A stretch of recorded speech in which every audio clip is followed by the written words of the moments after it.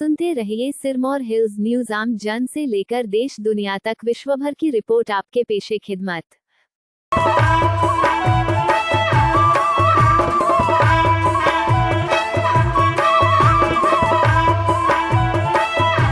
यह सूचना हमने विभिन्न विश्वसनीय संगठनों जैसे विश्व स्वास्थ्य संगठन, United states centre for disease control and prevention, स्वास्थ्य और परिवार कल्याण मंत्रालय, भारत सरकार, Indian council of medical research, Cleveland clinic आदि की वेबसाइट से जुटाई है। इसमें से कुछ हिस्सा शब्दशः उसी तरह पेश किया गया है, जबकि कुछ जगहों पर इसे नए सिरे से लिखा गया है। यह सूचना एकत्रित करने के लिए हम इन संगठनों के कठिन परिश्रम का आभार प्रकट करते हैं। कोविड-19 एक नई बीमारी है, जो नवल नए कोरोना वायरस SARS-CoV-2 की वजह से होती है, जिसे इंसान में पहले कभी नहीं देखा गया था। कोरोना वायरस के बहुत से प्रकार होते हैं और इनमें वह भी शामिल हैं जो आमतौर पर ऊपरी श्वसन तंत्र, साइनस, नाक की नली, जल आदि, जाने की नलिका और कंठ में हल्की बीमारी पैदा करता है। कोविड-19 में CO है कोरोना के लिए, VI है वायरस के लिए, D है डिजीज या रोग के लिए और 19 है 2019 वर्ष के लिए। किसी भी व्यक्ति को कोविड-19 उन लोगों से हो सकता है जिनमें इस वायरस का संक्रमण है। जब कोविड-19 से संक्रमित व्यक्ति खांसता, छींकता है या सांस छोड़ता है तो दूसरा व्यक्ति उस सामान या सतह के संपर्क में आने के बाद अपने मुंह, नाक या आंख को छूने से भी कोविड-19 से संक्रमित हो सकता है। लोग संक्रमित व्यक्ति के खांसने या सांस छोड़ने से निकली बूंदों को सांस के जरिए अंदर लेने से भी संक्रमित हो सकते हैं। इसलिए यह महत्वपूर्ण है कि बीमार व्यक्ति से 3 से 6 फीट या 1 से 2 मीटर दूर रहा जाए।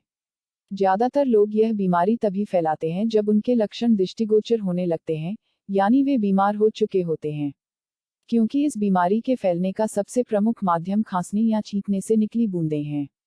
क्वारंटाइन का मतलब है संक्रामक बीमारी की जद में आ चुके लेकिन अब तक लक्षण विकसित नहीं हुए किसी व्यक्ति या व्यक्तियों के समूह को ऐसे लोगों से अलग रखना, जो इस वायरस की जद में नहीं आए हैं।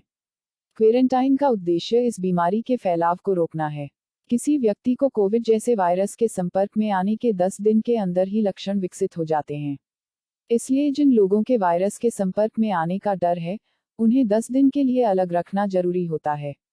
इस अवधि के दौरान वे अलग नहीं रहे तो बीमारी को दूसरों में भी फैला सकते हैं।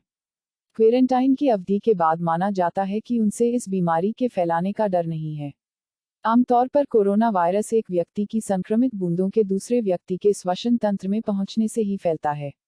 अब तक खाने पीने के सामान से कोरोना वायरस फैलने के कोई प्रमाण नहीं मिले हैं। नाक साफ करने, खांसने, छींकने या शौचालय का उपयोग करने के बाद अपने हाथ को धोना बहुत जरूरी है।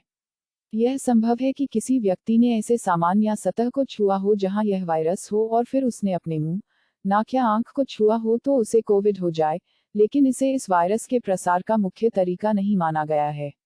सामान्य तौर पर कोविड को किसी सतह पर लंबे समय तक जीवित रहना मुश्किल होता है, इसलिए खाने पीने की चीजों या ऐसे पैकेट जिन्हें कई दिन अथवा सप्ताह पहले रूम तापमान या नियंत्रित तापमान अथवा जमा देने वाले तापमान पर भेजा गया हो, उनसे कोविड होने का खतरा बहुत कम है। हाँ, इस बात की आशंका बहुत कम है कि कोविड से संक्रमित व्यक्ति किसी पैकेट की सामग्री को संक्रमित कर देगा। हालांकि सलाह दी जाती है कि किसी दूसरे के हाथ से आए हुए किसी भी सामान को छूने के बाद आप अपने हाथ को साबुन और पानी से 20 सेकंड तक धो लें। कोविड-19 के मुख्य लक्षण बुखार, खांसी और सांस लेने में समस्या है। बीमार को थकान, बदन दर्द और नाक जाम होना, गले में खराश, स्वाद या सूंघने की क्षमता घटना और उल्टी दस्त की समस्या भी हो सकती है।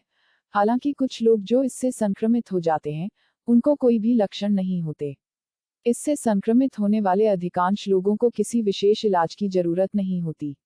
लेकिन कुछ लोग बेहद गंभीर रूप से बीमार हो जाते हैं और उन्हें सांस लेने में परेशानी होने लगती है। किसी भी अन्य लक्षण के बारे में अपने डॉक्टर से बात करें। कोरोना वायरस से बचने के लिए मनोवैज्ञानिक की सलाह का पालन करें। एक कोरोना से जुड़ी ज्यादा खबरें ना देखें ना सुने। आपको जितनी जानकारी चाहिए आप पहले से ही जान चुके हैं। दो, कहीं से भी अधिक जानकारी एकत्र करने का प्रयास छोड़ें क्योंकि ये आपकी मानसिक स्थिति को और ज्यादा कमजोर ही करेगा। 3, दूसरों को वायरस से संबंधित सलाह ना दें क्योंकि सभी व्यक्तियों की मानसिक क्षमता एक सी नहीं होती। कुछ डिप्रेशन अर्थात अवसाद का शिकार हो सकते हैं।